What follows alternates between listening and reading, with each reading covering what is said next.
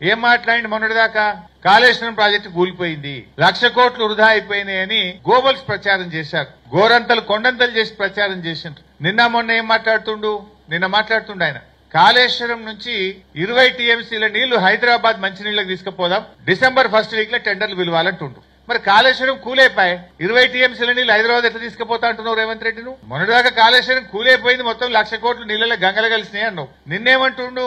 కాళేశ్వరంలో అంతర్భాగమైన మల్లన్న సాగర్ నుంచి కొండపోచమ్మ సాగర్ నుంచి 20 టీఎంసీల నీళ్లు హైదరాబాద్ మంచినీళ్లకు తీసుకుపోదాం, తొందరగా ఎస్టిమేట్లు ఫైనల్ చేయండి, వారం రోజుల లోపల టెండర్ పిలవాలంటుండు. వారం రోజులనే. మరి కాళేశ్వరం కూలైపోతే 20 టీఎంసీల నీళ్లు హైదరాబాద్ కి అడికెళ్ళి వస్తున్నాయి. కాళేశ్వరం నుంచి నువ్వు ఎట్లా టెండర్లు పిలుస్తున్నావో నేను అడుగుతున్నా. మొన్న ఒక మంత్రి మా సిద్దిపేట జిల్లాకు వచ్చింది పోయిన ఎండాకాలంలో. మన మల్లన్న సాగర్ ప్రాజెక్టు, రంగనాయక సాగర్ ప్రాజెక్టు దగ్గర పోయి గేట్లు ఎత్తి 1,00,000 ఎకరాలకు నీళ్లు విడుదల చేస్తున్నాము అని ఒక మంత్రి మాట్లాడింది. మరి కూలిపోయిందని రేవంత్ రెడ్డి అంటాడు. ఒక మంత్రి గారు వచ్చేమో కాళేశ్వరంలో భాగంగా రంగనాయక సాగర్, మల్లన్న సాగర్ నుంచి ఈ వేసవి కాలంలో 2వ పంటకు 1,00,000 ఎకరాలకు నీళ్లు విడుదల చేస్తున్నా అని ఒక మంత్రి గారు చెప్పారు. వ్యవసాయ మంత్రి మొన్న ఢిల్లీకి పోయిండు. ఢిల్లీకి పోయి ఒక ఈ వ్యవసాయానికి సంబంధించినటువంటి సదస్సులో పాల్గొని గత 10 సంవత్సరాల్లో మా తెలంగాణ రాష్ట్రం అన్నపూర్ణగా ఎదిగింది, గత 10 ఏళ్లలో తెలంగాణలో ధాన్యం ఉత్పత్తులు బాగా పెరిగినాయని చెప్పిండు. వ్యవసాయ మంత్రి ఏమో 10 ఏళ్లలో తెలంగాణ అన్నపూర్ణ అయిందంటారు. ఇంకో మంత్రి ఏమో 1,00,000 ఎకరాలకు రంగనాయక సాగర్, మల్లన్న సాగర్ కి నీళ్లు విడుదల చేస్తున్నా అని మల్లన్న సాగర్ గేట్లెత్తి, రంగనాయక సాగర్ గేట్లెత్తి నీళ్లు విడుదల చేసి నీళ్లు ఇస్తున్నా అంటారు. ఇక రేవంత్ రెడ్డి ఏమో కాళేశ్వరంలో భాగంగా ఉన్న మల్లన్న సాగర్, కొండపోచమ్మ సాగర్ నుంచి 20 టీఎంసీలు హైదరాబాద్ కు మంచినీళ్లు తీసుకుపోతా అంటాడు. ఇదే రేవంత్ రెడ్డి ఇంకేమంటుండు? మూసి పారిశుద్ధ్యాన్ని పారదోలడం కోసం కాళేశ్వరం ప్రాజెక్టు నుంచి 5 టీఎంసీల నీళ్లు తీసుకుపోయి మూసీ నదిని మొత్తం కూడా శుభ్రం చేస్తాం, గోదావరి జలాలను తీసుకుపోయి మూసీలో ఇడిస్తా అంటాడు.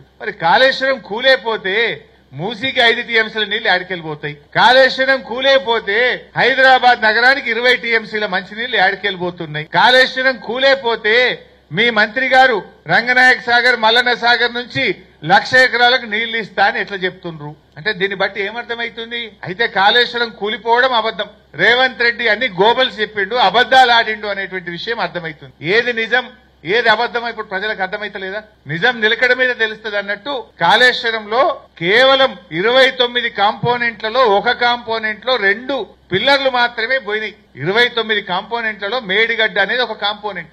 ఆ మేడిగడ్డలో 156 పియర్స్ ఉంటే అందులో కేవలం 2 పియర్స్ మాత్రమే పోయినాయి. దానికి నువ్వు గోరంతలు కొండంతలు ప్రచారం చేసి గోబల్స్ ప్రచారం చేసినావు. ఇలా మల్లన్న సాగర్ ఇంటాక్ట్ ఉంది, రంగనాయక సాగర్ ఇంటాక్ట్ ఉంది. ఇప్పుడు యాచంగి పంటకు అన్నపూర్ణ నుంచి, మిడ్ మానేర్ నుంచి ఇవన్నీ పారే నీళ్లు కాళేశ్వరంలో భాగం కాదా? రేపు యాసంగి పంటకు నీళ్లు ఇయ్యమా మనం? ఈ రకంగా అబద్దాలు మాట్లాడుతున్నారు.